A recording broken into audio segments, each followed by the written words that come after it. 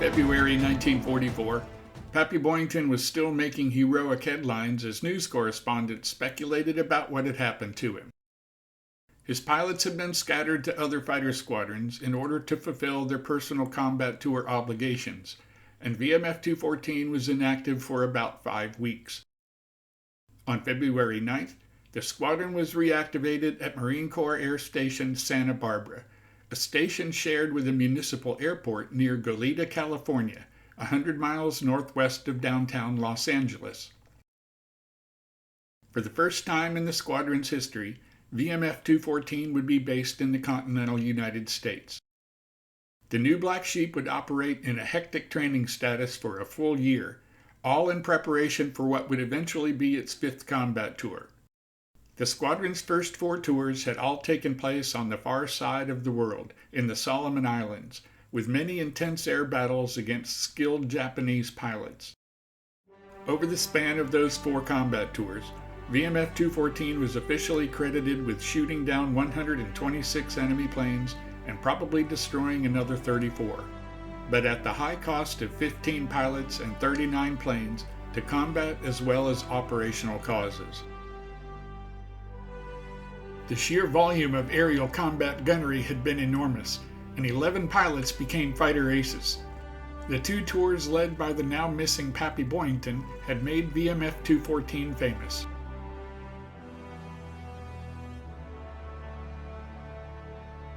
The new pilots had mighty big shoes to fill, and an important legacy to maintain. In a smart public relations move, the Marine Corps assigned Major Stan Bailey, Boyington's first executive officer, as the leader of the new flock of Black Sheep.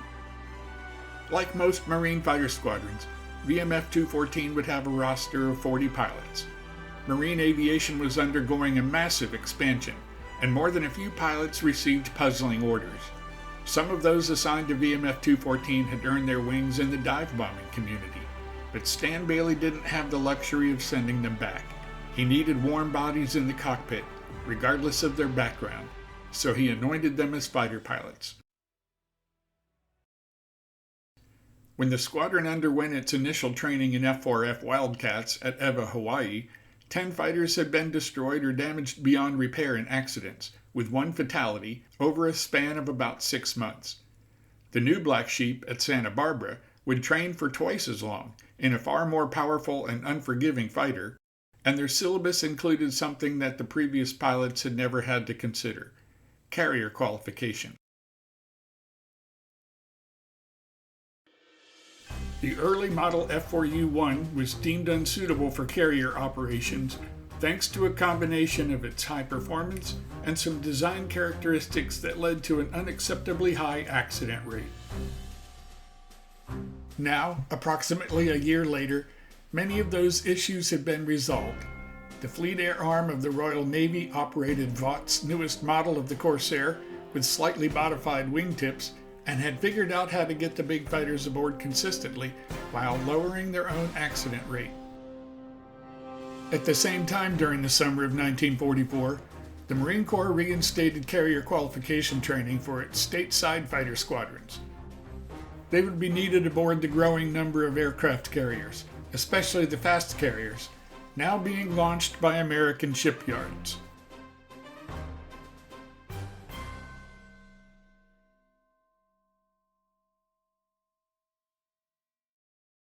In July, VMF-214 began this new phase of training with extensive classroom lectures by a Navy landing signal officer, followed by hours and hours of touch-and-go landings, an exercise called Field Carrier Landing Practice, or FCLP.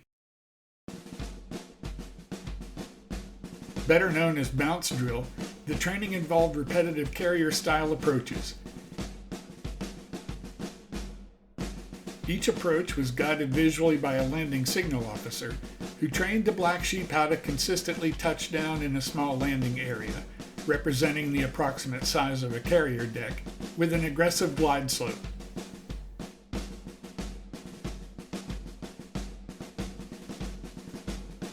As many as a dozen Corsairs might be in the landing pattern at one time, so FCLP was conducted at a remote landing strip surrounded by cropland.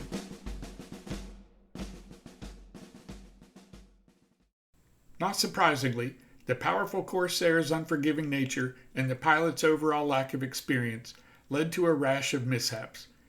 There were several landing gear failures and belly landings, and in one freak accident during gunnery training in August 1944, one of the young Black Sheep collided with the target sleeve.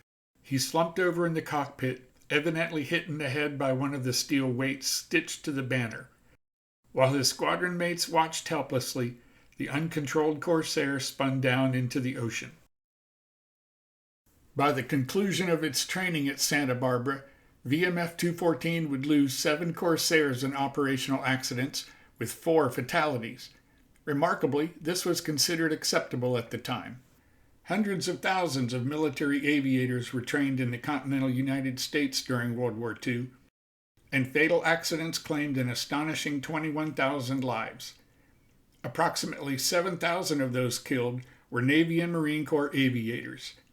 But because of the urgent need to get young men trained to fight a global war, the fatalities were virtually brushed aside. Despite all the inherent risks, the Black Sheep loved their Corsairs. With the invincibility of youth, they felt privileged to fly one of the hottest and most exciting fighters in the sky.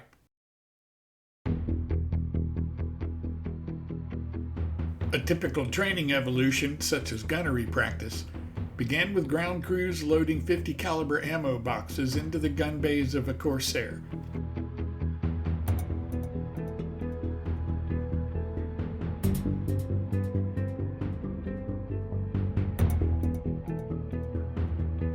The crew chiefs took great pride in preparing their assigned planes, and were well aware that even the smallest details mattered.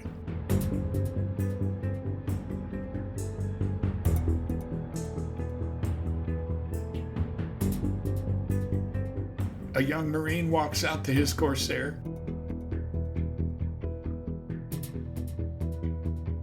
and gets an assist from the crew chief as he climbs aboard and straps in.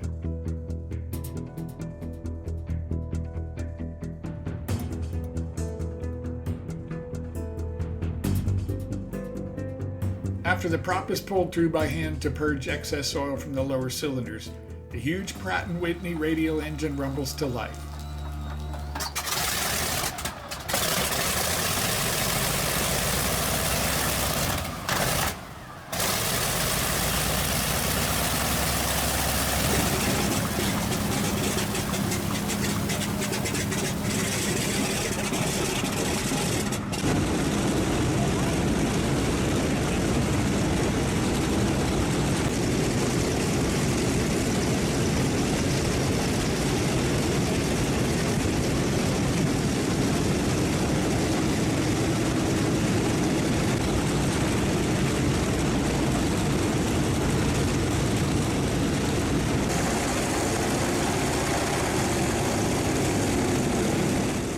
A windstorm, created by numerous 13-foot propellers, scatters rags and other debris across the flight line as the Corsairs taxi away from the ramp.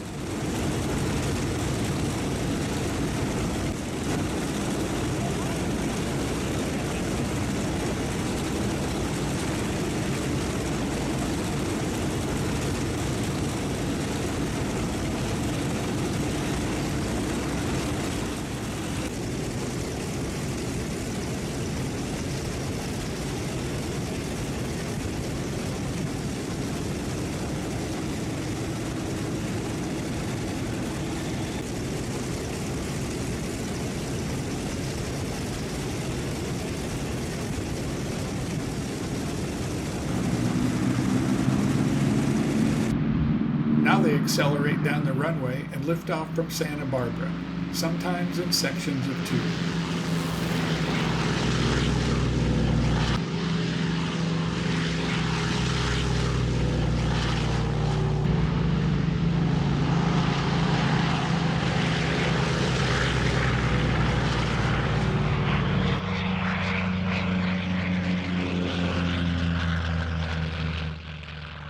This one is pulling a target sleeve for gunnery practice, which the Black Sheep conducted frequently out over the ocean.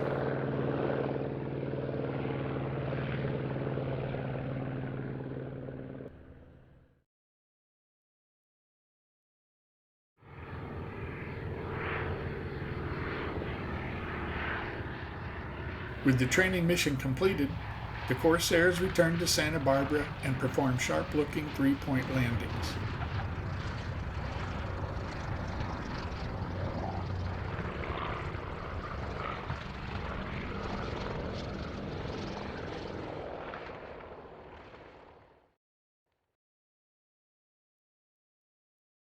Toward the end of 1944, the Black Sheep learned that they would receive new F4U-1D models of the Corsair, which had several new refinements, including hardpoints for carrying external fuel tanks, bombs, 5-inch rockets, or even a pair of 10-foot-long rockets known as Tiny Tims. The squadron moved temporarily to air stations in the California desert, where they learned to fire the 5-inch diameter rockets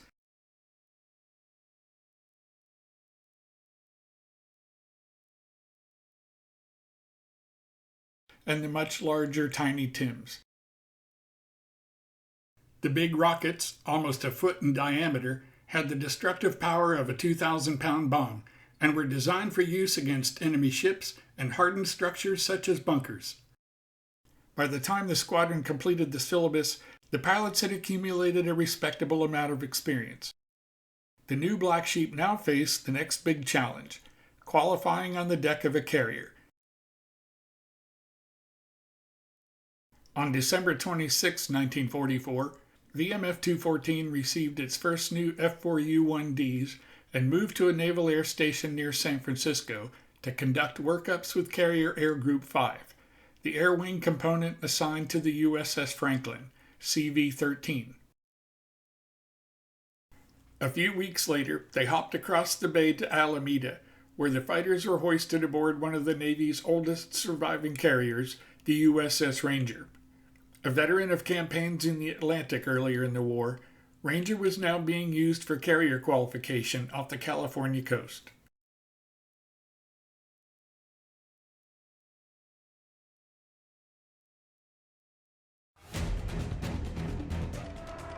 To successfully qualify, each pilot had to make 8 arrested landings.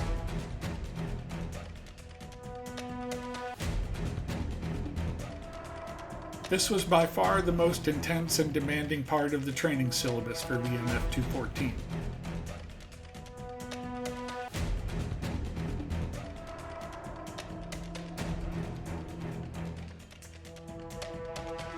Landings were especially challenging in the Corsair because of its long cylindrical nose, which blocked forward vision.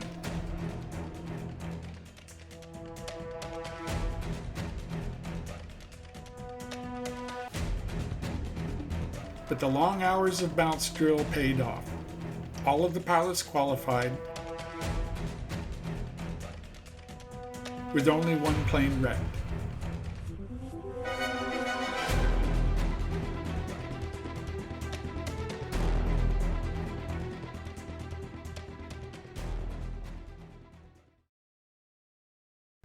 Successfully qualified, the Black Sheep were divided into 2 elements, with Major Bailey leading the forward echelon of 28 pilots and approximately 50 maintenance and support personnel to Alameda in early February. There they boarded the USS Franklin, affectionately known as Big Ben, recently out of the repair yards at Puget Sound. 3 months earlier, off the Philippines, the Franklin had been struck by a Japanese suicide plane that penetrated the flight deck, killing 56 and wounding 60.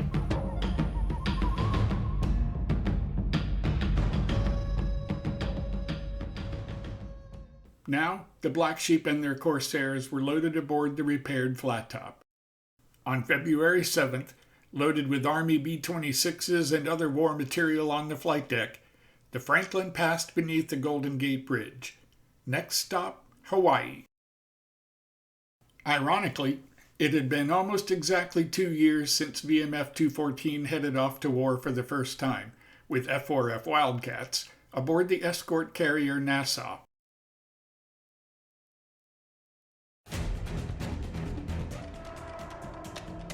After reaching Pearl Harbor, Franklin got underway again for 2 weeks of workups with the new air group.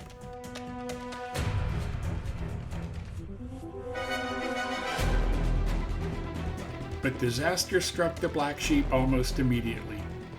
Two pilots collided in midair during gunnery practice, and both Corsairs fell into the sea.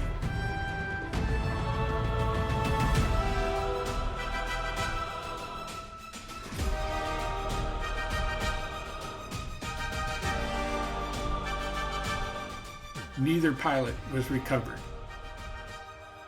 A few days later, during what appeared to be a routine arrested landing, the belly tank detached from the Corsair flown by Lieutenant Ralph Husted and split open, spilling high-octane gas on the flight deck. A moment later, the fuel ignited, engulfing the pilot and his fighter in a fireball. Husted did not survive. VMF-214 lost 3 pilots during the workup period, yet the fatalities caused barely a ripple. Stan Bailey requested 3 replacements, and they joined the squadron just before the Franklin departed for the war zone. On the 1st of March, Big Ben headed for the Central Pacific, arriving at Ulithi Atoll on March 13th to join Task Force 58. Gathered inside the anchorage was the greatest naval armada yet assembled in the Pacific, including 16 aircraft carriers and more than 100 other warships and support vessels. The following day, just before the task force departed for Japanese waters, the Black Sheep received an unpleasant surprise from Tokyo Rose. In her daily propaganda broadcast, she greeted the newly arrived Franklin and specifically mentioned Major Bailey and his squadron. That the enemy possessed such detailed information was both eerie and disturbing, as was Tokyo Rose's mocking promise that plenty of kamikazes awaited them.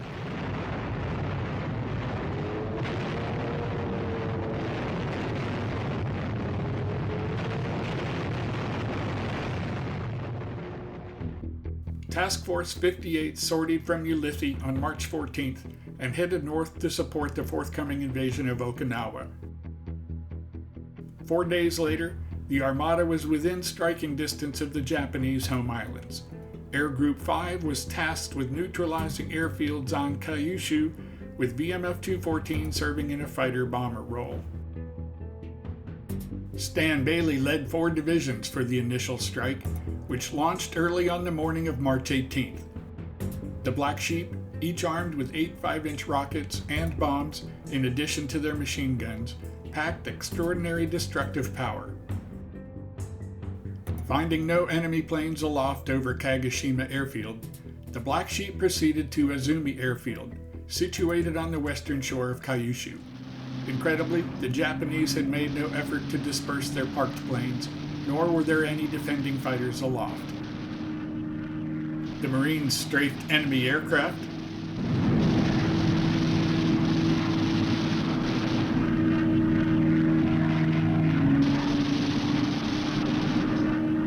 and fired salvos of rockets at targets of opportunity.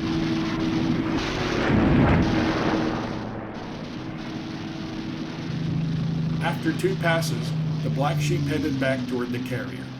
All got back over the water except Lieutenant John Stodd, who was just about to clear the coast when his engine was hit by anti-aircraft fire. Too low to bail out, he ditched just offshore, climbed into his rubber boat, and paddled toward the open sea. He didn't get far, however, before the crew of a Japanese boat took him prisoner. The remaining Black Sheep returned to the Franklin and trapped aboard with tight, precise intervals.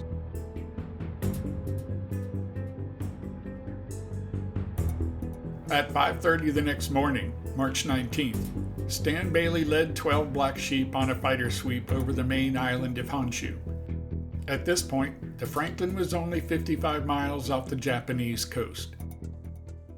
Down on the hangar deck, 22 planes were being armed and fueled for a major strike. Up on the flight deck, another 31 aircraft were parked aft, fully fueled and armed, manned by their crews with engines warming up as the main strike got underway. Suddenly, a few minutes after 7 a.m., A radial-engine Yokosuka D-4Y bomber, codenamed Judy, dived out of the low-hanging clouds and made a perfect bombing run at mast height. Two 250-kilogram bombs, some historians believe it was perhaps only one bomb, penetrated the flight deck near the center line and exploded on the hangar deck. The effects of the bombs in the midst of such a confined area were catastrophic. With a horrifying ripple effect, fuel lines ignited and parked aircraft exploded, almost instantly annihilating hundreds of personnel on the hangar deck. Just above that, sandwiched in between the hangar deck and the flight deck, was the gallery deck with its air group spaces, including VMF-214's ready room. 15 Black Sheep pilots and the squadron adjutant were lounging in the ready room when the bombs exploded. The concussive forces created a phenomenon known as deck heave, killing or severely injuring all but one. Exploding bombs, rockets, machine gun ammunition, and tiny TIMs added to the terrible damage. Literally dozens of massive detonations heaved and twisted the 36,000-ton ship. In the VMF-214 ready room, there was almost no safe place for the surviving men to go. 3 escaped the fire by making their way to the forward area of the flight deck.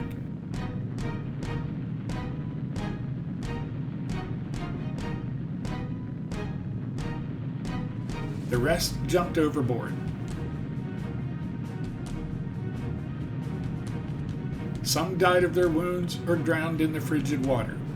Only 7 of the Black Sheep, with shattered legs or severe burns, were plucked from the sea by rescue boats.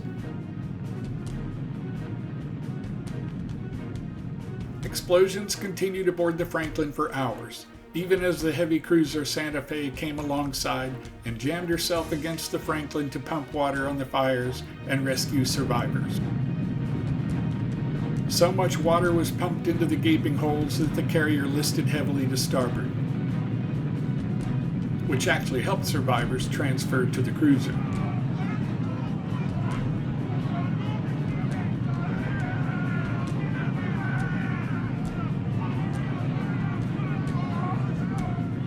But 6 of the Black Sheep who had been in the ready room, including 5 pilots and the adjutant, were either dead or missing.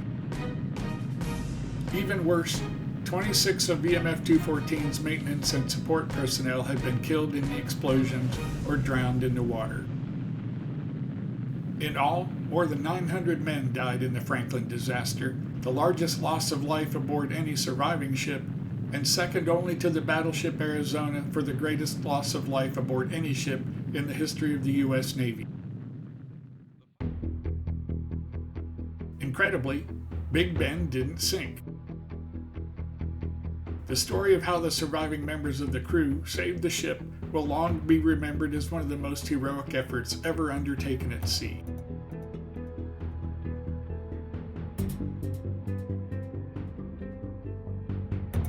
But for the Black Sheep, the bombing of the carrier represented a tragic conclusion to an entire year of bad luck.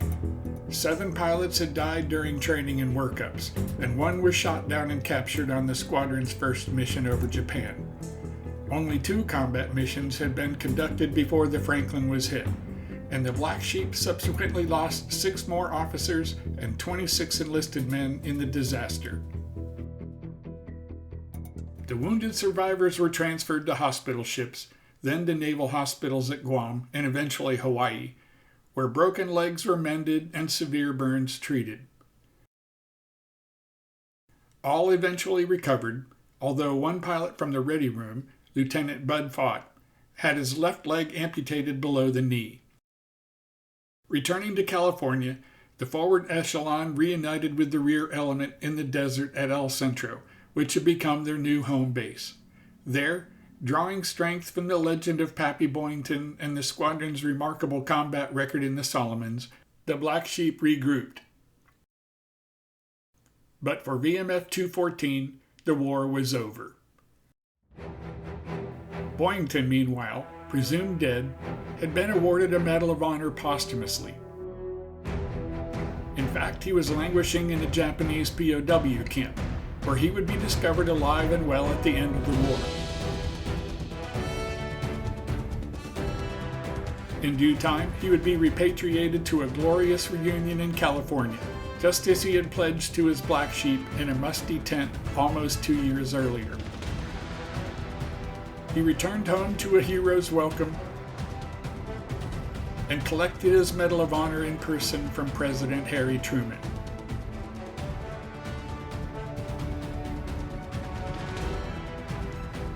The war was truly over, although for Pappy Boyington, the private battles were only just beginning.